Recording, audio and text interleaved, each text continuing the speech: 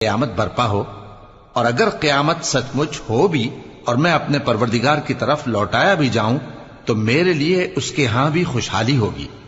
बस काफिर जो कुछ किया करते हैं वो हम जरूर उनको जताएंगे और उनको सख्त अजाब का मजा चखाएंगे। और जब हम इंसान को नेमतों से नवाजते हैं तो वो मुंह मोड़ लेता है और पहलू फेर कर चल देता है, और जब उसको तकलीफ पहुंचती है तो लंबी चौड़ी दुआएं करने लगता है। कहो कि भला देखो तो अगर ये कुरान अल्लाह की तरफ से हो फिर भी तुम इससे इनकार करो तो उससे बढ़कर कौन गुमराह है जो हक की मुखालिफत में दूर निकल गया हो।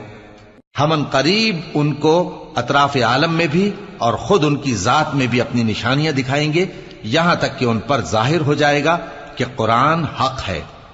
क्या तुमको यह काफी नहीं कि तुम्हारा परवरदिगार हर चीज से खबरदार है? देखो, ये अपने परवरदिगार के रूबरू हाजिर होने से शक में